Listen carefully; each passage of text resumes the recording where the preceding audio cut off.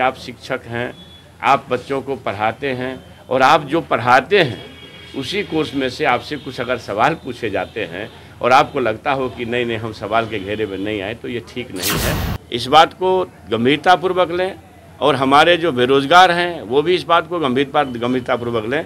अभ्यर्थी तैयारी करें, लेकिन कोई भी जो बिहार की चिंता करेगा वो आदमी जहां देख रहा है लाखों लोगों की बहाली होनी है, तो कौन यहाँ नहीं चाहेगा कि गुणवत्तापूर्ण शिक्षा के लिए गुणवत्तापूर्ण शिक्षक बहाल हो। नमस्कार, मैं साकेत कुमार, आप बिहार इन शॉर्ट्स देख रहे हैं। नई शिक्षकों के लिए जो नियमावली आई है, इसे लेकर बिहार में सत्ता पक्ष हो या विपक्ष हो, इसके कुछ नेता ऐसे हैं जो इसका पक्ष रख रहे हैं, साथ दे रहे हैं, तो वहीं कुछ वैसे भी नेता हैं जो इसका विरोध कर रहे हैं। अब इसी को लेकर जब शिक्षा मंत्री प्रोफेसर चंद्रशेखर से सवाल किया गया कि क्या जो नेता इसका विरोध कर रहे हैं क्या कहेंगे, इसके ऊपर शिक्षा मंत्री ने साफ कहा है कि बिहार में अच्छी शिक्षा की गुणवत्ता के लिए शिक्षकों के लिए नया नियमावली लाया गया है। जो एस्टेट, सीटेट, ये तमाम परीक्षाओं को पास करके आए हैं, अब जो नई शिक्षक नियमावली आई है इसका परीक्षा देकर बिहार में जो शिक्षा का गुणवत्ता है वो बढ़ जाएगा। सबसे पहले देखिए इस वीडियो में क्या कुछ कह रहे हैं शिक्षा मंत्री, वैसे सत्ता पक्ष और विपक्ष के नेताओं को जो इसका विरोध कर रहे हैं। संपूर्ण राज्यवासियों के लिए ज़रूरत है। आप सभी महसूस करते होंगे कि गुणवत्तापूर्ण शिक्षा की कितनी ज़रूरत है, और गरीब, मजलूम और बेबस आदमी सरकारी संस्थान में ही अपने बच्चों को पढ़ाते हैं। किसी निजी संस्थान में पढ़ाने की उनकी क्षमता नहीं होती है। अब एक शिक्षक को, अगर अभ्यर्थी को शिक्षक बनना है तो जो पात्रता परीक्षा उन्होंने दी है, जैसे ट्रेनिंग किया है, सीटेट, एसटीटी किया है, तो उन्होंने शिक्षक बनने की योग्यता धारण कर ली। अब जिस तरह से प्रोफेसर लोग बहाल होते हैं तो बड़े ही कठिन पढ़ाई के बाद नेट करते हैं, बड़े ही मेहनत के बाद पीएचडी करते हैं। नेट और पीएचडी करते हैं तो वो प्रोफेसर बनने के योग्य होते हैं, प्रोफेसर बनने के लिए दक्ष होते हैं। आपको नहीं मालूम कि आज के तारीख में बिना पीएचडी किए हुए कोई इंटाइटलमेंट नहीं रखता है, जो यूजीसी का गाइडलाइन है। तो जो मतलब इस ढंग की चीज़ें को हवा देते हैं लोग, उनको ये समझना चाहिए कि हमें आखिर अल्टीमेटली देनी क्या है।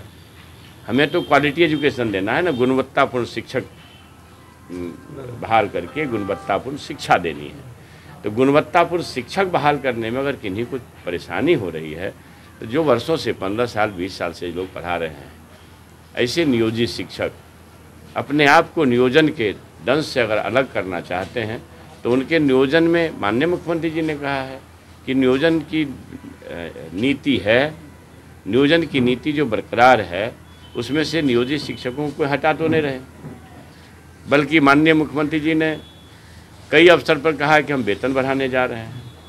मगर ये तो अच्छा नहीं है ना कि आप शिक्षक हैं, आप बच्चों को पढ़ाते हैं और आप जो पढ़ाते हैं उसी कोर्स में से आपसे कुछ अगर सवाल पूछे जाते हैं और आपको लगता हो कि नहीं नहीं हम सवाल के घेरे में नहीं आए, तो ये ठीक नहीं है।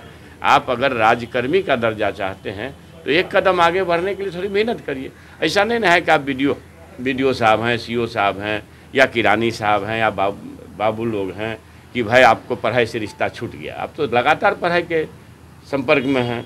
शिक्षक तो पढ़ाई के संपर्क में रहते हैं। इससे क्वालिटी एजुकेशन बेहतर हो पाएगी। बेहतर ना, आप इन्हीं बताइए ना कि क्वालिटी शिक्षक बहाल होंगे, गुणवत्तापूर्ण शिक्षक बहाल होंगे, तभी तो गुणवत्तापूर्ण शिक्षा मिल पाएगी आम लोगों को।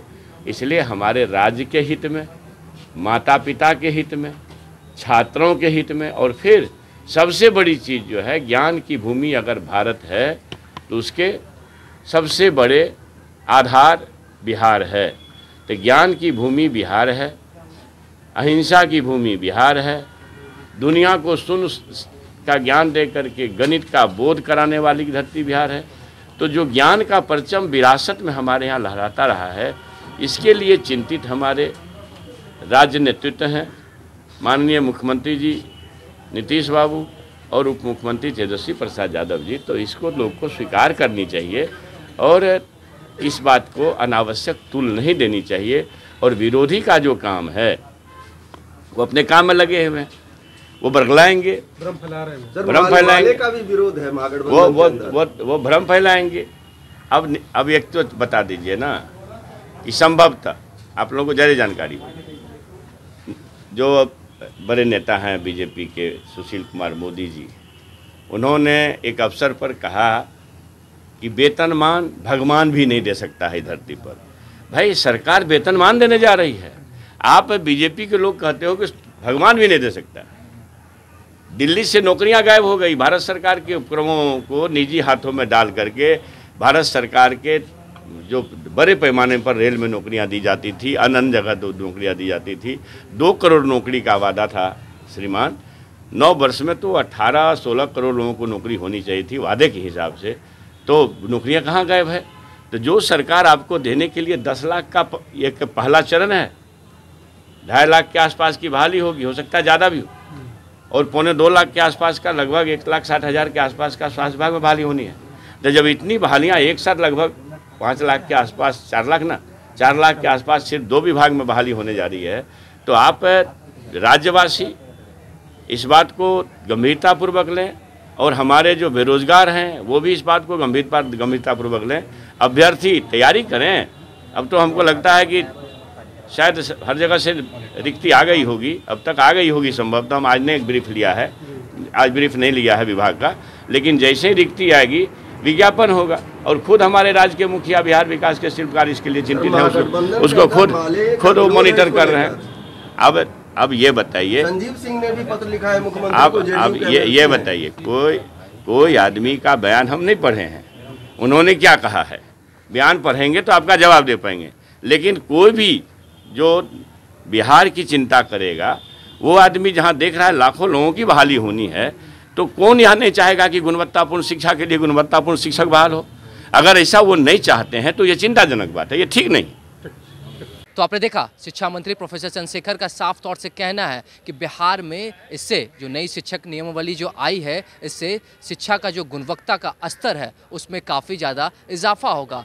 जितने भी शिक्षक हैं जो परीक्षा देकर आए हैं, साफ तौर से उन्होंने यह भी बात रखी कि आप कोई बड़े बाबू, क्लर्क या अन्य भी पदों के नाम लिए आप वो तो नहीं है, आपका नाता जो है, रिश्ता है वो शिक्षा से है। ज़िंदगी भर आपका रिश्ता शिक्षा से रहेगा, तो आपको ऐसी परीक्षाओं से डरना नहीं चाहिए। और साफ तौर पे वैसे नेता जो इसका विरोध कर रहे हैं, उन्हें भी चंद्रशेखर ने खूब सुनाया और कह दिया कि इसका विरोध करने से कुछ होने वाला नहीं है। तो आपने सुना क्या कुछ कह रहे थे बिहार के शिक्षा मंत्री प्रोफेसर चंद्रशेखर उन तमाम नेताओं को, सत्ता पक्ष के हों चाहे विपक्ष के हों, जो नई शिक्षक नियमावली को लेकर विरोध कर रहे हैं। ऐसी तमाम खबरों के साथ हमारे साथ बने रहें। तब तक के लिए धन्यवाद।